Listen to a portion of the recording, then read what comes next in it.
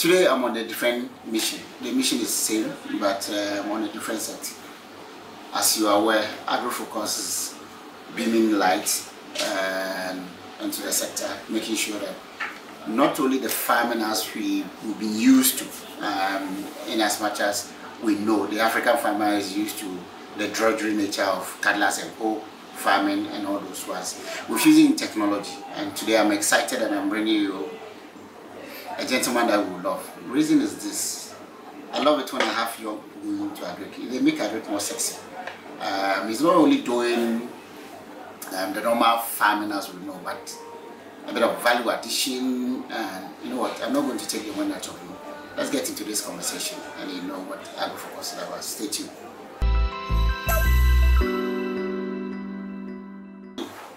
The gentleman I'm talking about, he was going to tell us about himself, the farm, and what he does. How are you? I'm good, thank you. Agrofocus is here to see you today. What is this all farming about? A young man like you is farming. My name is Owuno Mo Ogbeh. A lot of people call me Mo, so you hear me being called Mo as well. Sometimes people try to call me a farmer. I do not describe myself as a farmer. I think that in the traditional sense of the word farming, when it's often used, what we are actually talking about is primary production, right? So what we mean by primary production is the first stage when the thing comes out. So if we're talking about rice, there's plenty of rice for it to grow. If we're talking about chicken, it's taking baby chickens to big chickens. If we're talking about fish, it's growing fish from really small to that. So that really, I think, is what people think about when it comes to farming. But the industry is so wide and it's so broad, and there's people that, literally, there's people that make billions of naira off of just trading commodities, right? So they buy from one place, they sell elsewhere. Yeah, would we call them farmers? Not necessarily, right? So for me, the industry is much wider than that. So I do not consider myself a farmer. I don't do any primary production, so I don't consider myself.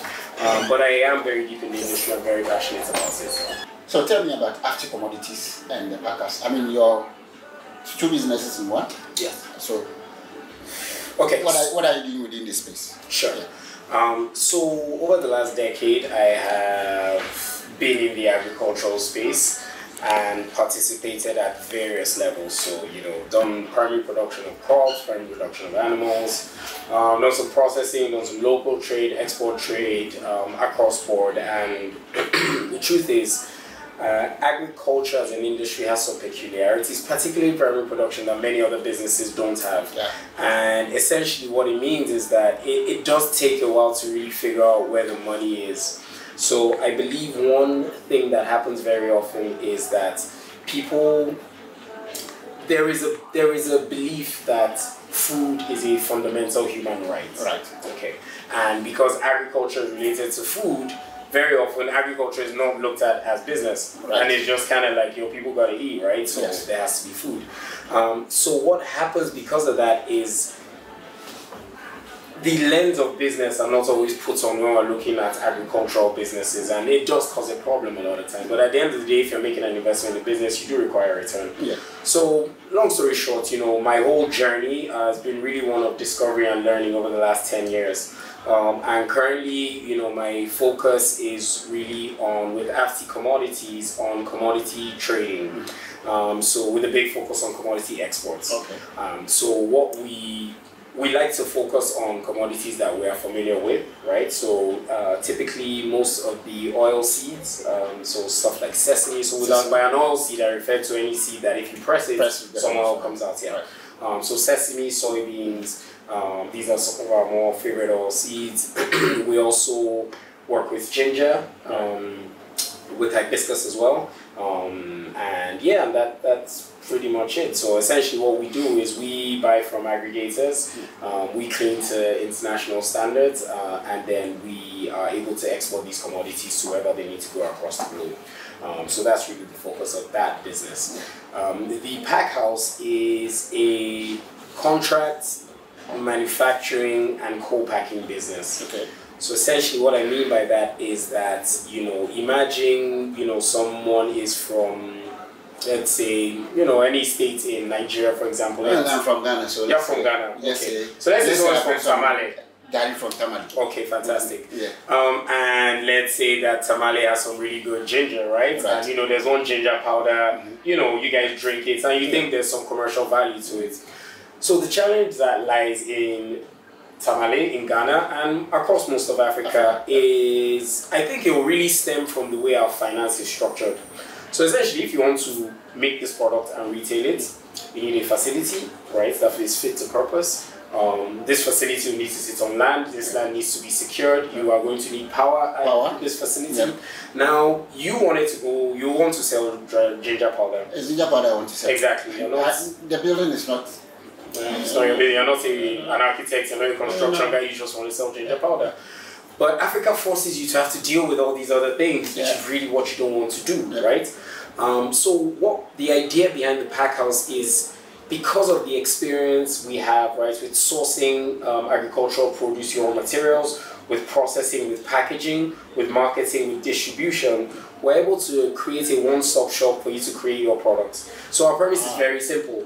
We can help with sourcing raw materials, we can help with design services, we can help with packaging, we can help with the production of the products, we can help with the distribution. We have a good relationship with Amazon, with Walmart, so we can help with the listing of your products there, so for export sales and so forth. So essentially, for someone like you, what it will be is that, look, this is what you want to make, we give you a costing if you're okay with it, we will source the raw materials, we'll source the packaging materials, we'll package it, we'll get it all packed in a box, and it's a simple case of, Emmanuel, where do you want your products to go? And that's it. So we believe we're solving a real need, we believe we're solving a real and a growing need, right, in this part of the world. And with the growing global demand for African products, we really feel confident that we can create a lot of value. In many cases, African farmers, they have to do almost everything. So the lifting of the products from growing state, and then when it has to do with marketing or value addition, that's where it stops. So you have a lot of tomatoes coming onto the market at a particular point in time. Going west, you have a bunch of a basket of tomatoes being sold at, let's say, sold at 1,000 naira.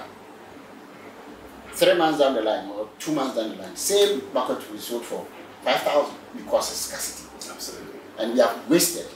So in your case, what you are doing with the pack house is this, that I can come in with a raw product, my own stuff. You help me get the standards right, because you've already done. I don't need to be dealing with NAFDAC, or Ghana Standard Board, or Kenyan Standard Authority, or all those ones. Absolutely. And I come out with a product fit for international market. What moved you into going to this? I think... Is it that you are a money man, or just...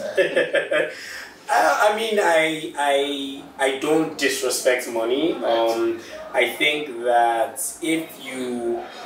I think impact and resources kind of go hand in hand. Right. I believe the more resources you have, the more impact you can make in this world, right? And you know, money is a key resource. It turns into many different things. But ultimately, why we went into this was, you know, so we have our own brand of products that we sort of sell on Amazon, right? So we sell tiger nuts, we sell tiger nut flour, fonio, hibiscus, ginger powder, moringa powder. We sell a bunch of things on Amazon. So immediately we started to do this, I'm a big believer in infrastructure in business. So a way I typically tend to describe it is that my ideal way of being a businessman would be to own the train tracks and let other people own the trains and worry about keeping them on time, right? So this is really what drove us into this, because immediately we started, you know, it was quick to see that what we were doing would potentially add value to other people that had interest. So section them according to the different types of products you'd be dealing with. And we went into the market. It was pretty easy to start getting customers. And the rest is, I guess, history from there. So that's it. So at our facility, you know, we have dehydrators, for drying. We have capsule making machines. We have tea bag making machines. We have barcode scanners. We have printers, the sealers. So we've invested in all this capex, which makes it easier and more cost effective for us to serve our customers. And that's where we are. Interesting. So since you started, how has been the journey so far? With all this, one of the major things that I've seen in this space has to do with the issue of finance. What has been your experience so far? Agri-financing in our part of the world is zero. I'm saying that as a fact because my first business, my other business, was still running. Okay. It's what we call it Uber for tractors. It's called Tractor. What's it called? Tractor. Okay. Mechanization platform. What we do is that creates the platform for people to get. But getting financing for some of these things in Africa, it's key. Yeah. It's the bottleneck. How do you deal with such? Yes, so I mean, just for our global audience, let's put this financing issue in context. First of all, you're looking at interest rates of, if you're lucky, well, with commercial banking interest rates, you're looking at least 22% per annum, right? Which 22%. 22% For Nigeria. For Nigeria. It's 28 to 35% in Ghana. Oh, really? Oh, so you guys are doing well. That's crazy. Yeah. So again, 22 is the entry point. It goes up, but I don't think it goes as high as 35%. So even worse there. So that's the first. Secondly, even on this 22% financing, you're going to have to provide collateral, right, to back it up. So sometimes they want. They ask for your grandmother's. You said it. You said it. So pretty much, if you don't have a house, if you don't have property in a desirous area in Nigeria, your chances of getting financing are close to zero. Let's just be square on it. So it is very difficult. There is development financing in Nigeria, so through institutions like Nexim, that's the Nigerian Export-Import Bank, the Bank of Industry, the Central Bank of Nigeria, but all these institutions. Then there's also the Bank of Agriculture also. It's not really functional. It's like our own Agriculture Development Bank. Okay. Yeah. Sorry for another day. Yeah, absolutely. So, but if you go to these development finance institutions, most of them don't deal with customers directly. So they still run their funds through a commercial bank. And most times they'll ask for a bank guarantee. And the conditions for a bank guarantee are the same. You're either going to take all the cash you're asking for to back your bank guarantee. And in that case, if you have the cash, you will lose. Or you have to have property, and then the forced sale value of your property is probably going to be at least 120, 130% of the loan you're asking for. Yeah, so that's just to put it in context how difficult this financing is. Now, how have we dealt with it? It's interesting. I mean, we've taken some of these commercial loans from time to time of varying amounts. Yeah. We've managed those well, so at least we have good relationships with our banks on that level. We've also engaged in a number of activities that don't necessarily require us to have financing. So, for example, some of the commodity trading that we do, we're able to get processed commodities on credit, and then we sell, and then when our buyer pays, we're able to pay for those commodities. So we run these cycles and use that to sort of generate some capital to allow us push into the business. The other thing that we've done with our commodity trading business essentially is to, because of the FX issues in Nigeria, we have been able to find private companies that are trying to get FX, right? So essentially we partner with them. So they provide Naira finance, which we turn into a commodity, and we export, which turns into US dollars, which come back to Nigeria, which allow them to do any imports or whatever they need to do with their business. So that's pretty much how I've been able to navigate it. But I mean, I'm really not one to complain. I think that there's too much complaining that goes on in Africa, particularly in Nigeria in agriculture. Most of the seminars, you go to the programs, everybody's just repeating the problems. I do think as Africans, we need to be talking more about solutions. It really should be more conversations around it, more trialing of solutions, more presentation of these potential solutions. Yes. So let's see what works. Like, we all know the problems. There's no need going over and above about it. So that's my view. Like I keep saying, they say we should list the problems of agriculture. That has been from GSS. You guys, we do the same school system, JHS. Oh yes. So from primary school, what are the problems of agriculture? Lack of this, lack of that, lack of roads, and this is decades ago. So I like the angle of what you the pack house. In a sense, so far, what has been some of your major challenges related to the pack house itself? And do you have enough human capital to handle? I saw some of the things. I like Those are nice designs. This can fit in any market. I mean, globally, Sainsbury's, Tesco, whatever. I'm not here to, but in any market in Europe or US can fit in this. What are some of the challenges in getting this thing? Because majority of them you see, some of the raw materials for this packaging, we don't get it across. So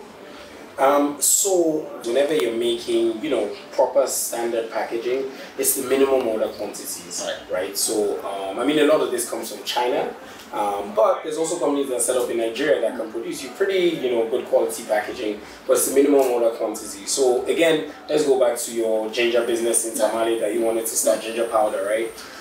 The thing is, you're starting off, if I tell you there's a minimum order quantity of 10,000 units for your packaging, you're not sure, right? You're trying to discover it. Yeah, so that makes it quite tricky. So what we try to do to overcome that is to focus on, things that can go into sort of like stand-up pouches. So you have the clear stand-up pouches and we just work with stickers on them.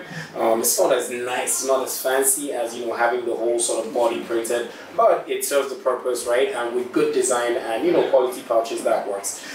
Similar stuff, we also do stuff around, so the pack house, we focus on 4 product areas: skincare, hair care, supplements, and superfoods, right? Oh, okay. So for the skincare and hair care products, it's mostly just the tubs, right? And those are they're quite readily available, just plastic tubs. We have our low tier tubs, and then we have our higher, more premium sort of tubs, depending on what target market the customers are going for. So that's been one of the challenges. The other challenge is seasonality. So the pricing of raw materials or inputs varies across the seasons. So when it's harvest time, everything's cheap as plenty, it's everywhere. As we go deeper into the off-season, prices sort of increase. So again, it's one of those things that we expect when the business grows. Like, we understand our demand a little bit more, so we can afford to stockpile when the prices are low. And then we hope we're also able to get access to cheaper financing, which will allow us sort of turn cash into products and sit on it for a while without over worrying about the cost of it. And so that's kind of how we intend to overcome that. Aside that, that's it. Everything else, we face the battles. Do you think Africa's agriculture or agribusiness is growing? Oh yeah, definitely. I mean, Nigeria has recorded Q1 of 2023. I think it is agriculture has contributed to our GDP the most it ever has, right? So in terms of our our exports. I think we've had our best quarter of exports ever as a country. So that's good, right? But I think it is growing. Again, the world is growing. We need food, and Africa is the unconquered land for food, right? Everything is here. So that brings me to my next. Does Africa see? How do you see Africa in the light of this, and do we see the opportunities that is out there? An example is this: pre-COVID, no one was talking about ginger global that much, or hibiscus. Now, the positive side of COVID, one will say, now you have most international media and co now discovering, hibiscus is this. There's a lot of herbal teas and it turned out that majority of these things are actually found and grown in Africa. So there are some crops that are peculiar to Africa because of the nature of our lands and this thing. Do Africa products have a chance in the global stage? More 150%. So the truth is that African products have always been on the global stage. The only issue has been, I think the West has been very good at the West is very good at marketing. That's what I'll call it, right? And essentially, you feel that a pill is significantly more effective than some powders that you soak in hot water and drink. Even though a ton of the extracts in that pill come from those same powders, right? So the West has made it, set the standard, whereas, their packaged, processed forms of things are better than ours. And I don't agree. I don't think most people would agree with it, right? And I think that, we really look at, places like America and look at obesity levels and look at what their food is like. And there's a real push towards more natural, more organic, more less processed things, right, which Africa is really big on currently. In addition to that, you know, I find it crazy, right, that going from Nigeria to Cameroon right next to me, my Nigerian naira or my Nigerian cards, I cannot use that money once I cross this line. And basically, my naira has to go to US dollars before I can spend it in Cameroon. It's one of the most absurd things for me, right? They're literally crossing the line. This has nothing to do with America whatsoever. Right. And, you know, I mean, for America, well, I mean, there's a lot of talk about the de-dollarization of the world currently. The BRICS countries are talking about, you know, currencies. A lot of countries are moving more towards gold and moving away from the US dollar. And I think all of this is going to affect Africa in total. I think the whole world sees that Africa is the last unconquered continent, and there's a lot of interest. Are we always the last to catch up? Looks like we've always been the last to catch up. So I think the real challenge now is that we are actually the belle of the ball and we don't realize it, right? I mean, you know, China and Russia had a lot of presence in Africa over the last decade. I think like the US had a big grip on Africa maybe 10 plus years ago, and I think that grip has been slipping. And you know, there's a clear push by the US currently now in Africa. I mean, Yellen was here, Joe Biden was here, Kamala was in Ghana and other places. Absolutely. I think Joe Biden himself is supposed to come some point. I don't know if it's going to happen. But again, I feel like the US is trying to sort of, you know, get that back. I think China was very clever with how they approached Africa. They'll give us a loan, they'll build the thing for they really just they have a way of milking it. Absolutely right, yeah. So again, the point is that, you know, we are the belle of the ball. It's a bit unfortunate we don't realize it because we're not playing it well, and maybe some of the decisions we're making are not best for long-term Africa, but 150% Africa is the last unconquered continent, and there's going to be a lot of economic activity here, and I think it's like a game of chess. How it's going to pan out, we're not really sure. But yeah, what these foreign entities do will really determine a lot of the fate of Africa going forward. Does the African youth know this? I'm bringing you to a point whereby you have a lot of exodus of African youth.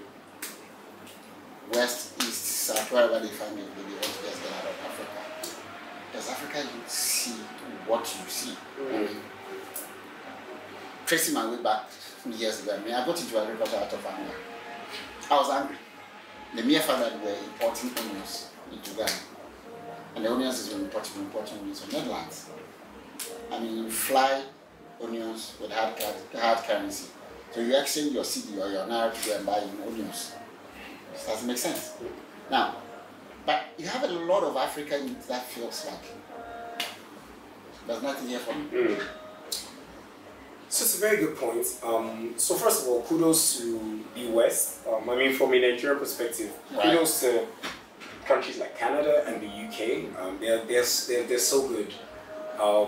You know, they can literally just open the tap a little bit and our youth are rushing. They are the best of our best who will rush there, right? In hope of a better all the doctors that we've trained them for years, the nurses we've trained them for years, the teachers. Absolutely. And it's so crazy because the doctors and nurses go and it's like, yeah, we can replace them, but the teachers are also going. Who's going to teach the next set of doctors and nurses?